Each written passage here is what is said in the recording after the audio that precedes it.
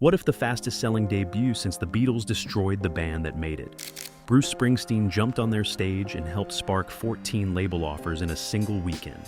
They captured their biggest hit almost live, just a handful of takes and a lightning-fast mix that locked the song within minutes.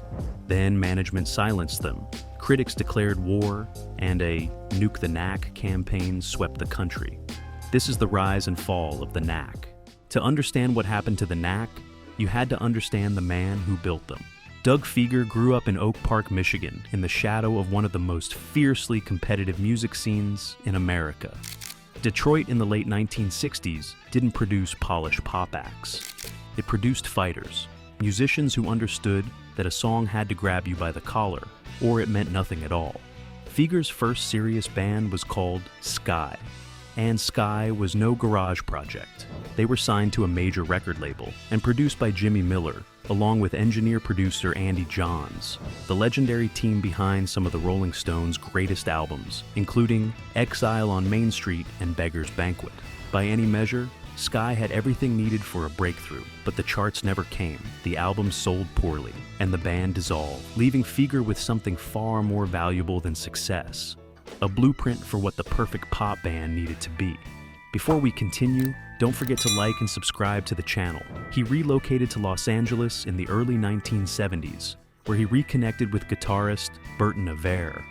The two began a songwriting partnership that stretched across nearly 5 years of quiet, patient work, writing, demoing, and waiting for the cultural moment that would make their sound matter. The mid-1970s belonged to disco and sprawling progressive rock. Neither left any room for the stripped-down, melodically sharp rock and roll that Fieger and Avere believed in.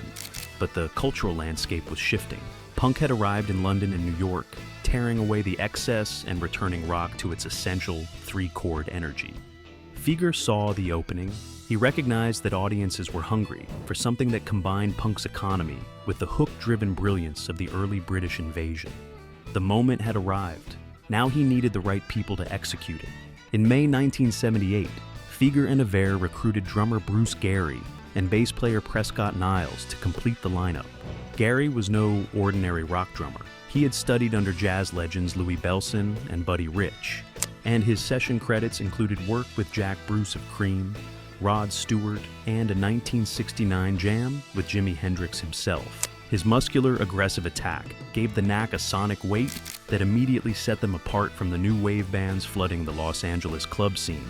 Prescott Niles joined just 1 week before the band's public debut, a detail that says everything about how quickly Fieger moved once the pieces were in place. The Knack made their live debut at the legendary Whiskey A Go-Go on June 1st, 1978. What followed was one of the most remarkable 6-month runs in the history of the Los Angeles club circuit. The band played over 50 shows at the Whiskey and the Troubadour, night after night, building a reputation through sheer force of performance. This was the last great pre-MTV word-of-mouth story. A band that became famous the old-fashioned way, by being impossible to ignore in a room. The shows attracted increasingly high-profile audiences. Tom Petty came, Ray Manzarek of The Doors came, Stephen Stills came, and one night, Bruce Springsteen didn't just watch, he walked on stage and jammed with them. By the following Monday morning, the band's management had received 14 separate recording offers from major labels. 13 labels entered a full bidding war. In January 1979, the Knack signed with the same label that had been home to the Beatles in America. It was a choice that carried powerful symbolic weight. It also planted the first seeds of the destruction that was coming.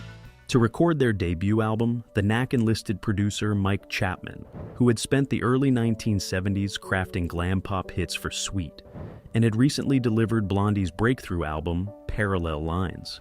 Chapman understood immediately what the band needed: speed, rawness, and the captured energy of a live room. The sessions took place in April 1979 at the record plant in New York. In an era when Fleetwood Mac and the Eagles were spending months and hundreds of thousands of dollars on single albums. Get the Knack was recorded in around 2 weeks at a total cost of just $18,000. Chapman's philosophy was simple: cut the record like it was 1964. Minimal overdubs, big drums, melody forward. And then there was My Sharona. The song had its origins in something painfully real. Doug Fieger had become instantly infatuated with a 17-year-old girl named Sharona Alperin, a clerk at a local clothing store. She had a boyfriend. He had a notebook. The unrequited pursuit sparked a feverish burst of songwriting, and in a matter of minutes, he sketched out the chord, lyric, and emotion that would drive the song. The music itself was a sophisticated piece of architecture disguised as pure instinct. Burton Avere's signature guitar riff was built as an inversion of the Spencer Davis Group's Gimme Some Lovin', rhythmically informed by Elvis Costello's Pump It Up. The opening vocal stutter paid direct homage to Roger Daltrey's My Generation. And Bruce Gary drove the whole thing with a stuttering beat that combined a surf stomp formula with the rolling groove of Smokey Robinson and the Miracles' Going to a Go-Go. Close enough to look in my eyes, Sharona. In the studio, the band nailed My Sharona in just a few near-live takes, with Chapman capturing the performance and moving quickly to a punchy, no-frills mix. From first downbeat to finished master, one of the most recognizable rock songs in American history came together in a single, high-voltage session. Get the Knack was released on June 11th, 1979. What happened next was a statistical anomaly in the history of the recording industry. The album reached gold status, 500,000 units sold in just 13 days. That made it the fastest-selling debut since Meet the Beatles in 1964. The comparison wasn't just marketing language, it was a fact. Within 7 weeks, the album was certified platinum. By August, it sat at #1 on the Billboard 200, where it held for 5 consecutive weeks. My Sharona followed its own unstoppable trajectory. On August 25th, 1979, it hit #1 on the Billboard Hot 100, where it stayed for 6 weeks. By year's end, it was crowned the #1 song of 1979 in America. The follow-up single, Good Girls Don't, climbed to #11 in the United States and reached #1 in Canada. For 3 months, the Knack were the most visible musical act in the country. Their sound pouring out of every car radio, every AM and FM frequency, every record store window. The band sold out arenas that, months earlier, they hadn't been big enough to open in. They were everywhere, simultaneously. The hype machine had latched onto them, and it had no brakes. Their label leaned into the momentum with a visual branding campaign that was unmistakable in its intention. The cover of Get the Knack deliberately echoed the high-contrast black and white look of Meet the Beatles. The band's stage setup featured Vox amplifiers and monogrammed bass drum heads lifted directly from the iconography of the British invasion. The record label on the vinyl itself used the 1960s rainbow design. Every visual choice announced the same thing. These men were the next Beatles. Music magazines and columnists echoed the idea, with some referring to them as Neo-Beatles and framing the band as heirs to the British invasion. And for a brief, brilliant moment in the summer of 1979, a generation of music fans who had grown up loving that original British invasion felt the thrill of it happening all over again. Here is where the story took its first dark turn. The same machine that elevated the Knack was now moving faster than anyone could control. The next Beatles narrative, initially a breathless compliment, began to harden into something else, a standard no band could possibly meet, and a label that invited every critic in the country to prove it wrong. Beatles purists felt actively offended. They argued that while the Knack possessed the look, the melody, and the energy, they lacked the sincerity and the innovative spirit that had made the Fab Four immortal. Music journalists, already suspicious of the speed and perfection of the Knack's rise, began looking for cracks in the facade. They didn't have to look hard. The band's team made a decision that would prove catastrophic. In an attempt to cultivate a Beatles-esque mystique, the Knack and their management agreed to sharply limit interviews and access. At the height of their fame, the Knack simply refused to speak to the press in any meaningful way.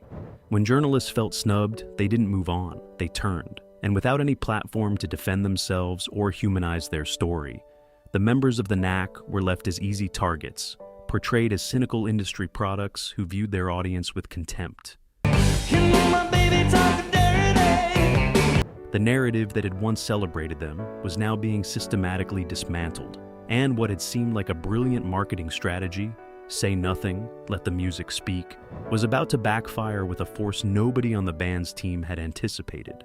What came next was one of the most coordinated cultural pile-ons in the history of American rock and roll. A San Francisco artist named Hugh Brown helped ignite what became known as the Knuke the Knack campaign. T-shirts, buttons, bumper stickers. Initially conceived with a mix of satire and irritation at the band's overexposure, the slogan quickly escaped its creator and became a rallying cry. The campaign snowballed with a speed that mirrored the Knack's own rise. For the burgeoning punk and alternative scenes of 1979 and 1980, wearing Knuke the Knack merchandise became a badge of honor, a statement of credibility against what they viewed as the ultimate sellout. The campaign did irreparable damage. It transformed the band from the most popular act in America into a cultural punchline, almost overnight. Critics then turned their attention to the music itself, specifically to the lyrics. What had seemed like playful, youthful energy in the summer of 1979 now looked very different under the microscope of a hostile press. The band's focus on adolescent lust, written by men who were in their mid to late 20s, drew increasingly sharp scrutiny. Lines in My Sharona were singled out as predatory. Good Girls Don't was dissected as a song built on objectification. Other tracks from the debut were described as reflecting a macho leer, filled with what critics called sleazy and Neanderthal views of women. Feger's defense was that he wrote from the perspective of a 14-year-old boy, that the songs captured the raw, hormonal confusion of adolescence with honesty rather than malice. But by 1980, the press had already made up its mind, and in the court of critical opinion, the verdict was swift and merciless. The feminist critique added a second front to the backlash. Religious groups joined from a third. The Knuke the Knack energy spread far beyond punk circles, pulling in anyone who had grown tired of seeing the band's faces on every magazine cover, hearing their song on every radio station, and watching the industry treat them as something sacred. The speed of the reversal was breathtaking. By early 1980, the band that had sold out arenas and topped the charts for months was now being described in major publications as a cautionary tale. The same publications that had anointed them turned away with something close to embarrassment, as if the enthusiasm of the summer before had been a collective mistake no one wanted to own. For a generation of rock fans watching from a distance, the whole episode carried a queasy lesson. The industry could build you up and tear you down with equal speed and equal indifference to what the music actually was. The record label didn't give the band time to breathe. Desperate to capitalize on the remaining commercial momentum before the backlash swallowed everything, the label rushed the Knack back into the studio. Their second album, But the Little Girls Understand, was released in February 1980, less than 8 months after their debut. The album was recorded in 2 weeks. It was, in many ways, an attempt to replicate the first record rather than expand on it, and the audience could feel the difference. The lead single, Baby Talks Dirty, reached number 38, a steep fall from the heights of My Sharona, and was widely dismissed by critics as a formulaic copy of what had come before. While the album initially went gold on the strength of fan loyalty, the cultural momentum was gone. The follow-up single, Can't Put a Price on Love, peaked at number 62. The band was in a spiral, and internal fractures were accelerating the fall. Doug Feger later admitted that by 1981, he was in poor shape. Serious drinking and substance abuse had made him, by his own description, a very difficult person to be around. The relationship between Feger and drummer Bruce Gary became particularly volatile. Feger resented Gary's growing resistance to the band's creative direction. Gary felt suffocated by Feger's erratic behavior. Their final album, Round Trip, was produced in 1981 by Jack Douglas, the same producer who had worked on John Lennon's Double Fantasy. Douglas attempted to bring a more mature, polished sound to the record, but the recording process was consumed by the band's internal chaos, and the mixing alone took 5 months. Round Trip peaked at number 93 and disappeared. The definitive end came on New Year's Eve 1981 in Acapulco, Mexico. Only 3 weeks into a tour supporting Round Trip, the accumulated weight of the press attacks, the commercial failures, the personal conflicts, and the sheer exhaustion of the previous 3 years finally broke them. Feger could no longer continue. The Knack dissolved that night, ending one of the most compressed and turbulent arcs in rock history. The story could have ended in Mexico. For a long time, it seemed like it had. The individual members scattered into the broader Los Angeles music scene. Bruce Gary became a highly regarded session drummer, playing with Bob Dylan, George Harrison, Stephen Stills, and Harry Nilsson, and dedicating much of his career to preserving the Jimi Hendrix archives. Burton Avere found work with Bette Midler. Prescott Niles continued session work and production. Doug Feger reinvented himself in pieces, producing for Manhattan Transfer, writing for other artists, even securing a recurring role on the television series Roseanne. The band reunited briefly in 1986 and again for the 1991 album Serious Fun, which produced a top 10 rock track called Rocket O' Love. But the world of 1991 belonged to grunge, and the precision power pop of the Knack felt like an artifact from another century. Then, in 1994, something unexpected happened. A film called Reality Bites, directed by Ben Stiller, featured a scene in which the characters danced spontaneously to My Sharona in a gas station convenience store. The moment captured something real, the ironic yet deeply felt nostalgia of Generation X for the music of their childhood. The song re-entered the Billboard Hot 100. A new generation discovered it. Around the same time, Quentin Tarantino considered using My Sharona in Pulp Fiction, but the band ultimately signed off on Reality Bites, the placement that would define the song for a new era. In choosing the comedy, they helped reframe My Sharona as a timeless rock anthem rather than a relic of late 70s excess. Doug Feger's final years were marked by a battle with cancer and a quiet reconciliation with his own legacy. In his final months, Sharona Alperin, the real woman behind the song, by then a successful Beverly Hills real estate agent who operated under the domain mysharona.com, visited him regularly. They had remained close friends for decades. Feger's last conversation with Burton Avere, in a hospital room at the end, came down to a simple truth. He looked at his old partner and said, "Bertie, we did something great." Doug Feger passed away on February 14th, 2010. He was 57 years old. The Knack proved that lightning in a bottle can also burn down the house. They rose faster than almost any band in rock history and fell just as fast, victims of overexposure, management missteps, and a press that never forgave their audacity. But My Sharona outlived all of it, the backlash, the breakup, even the man who wrote it. What's your memory of that song? Drop it in the comments below, and don't forget to like and subscribe for more of rock's greatest stories.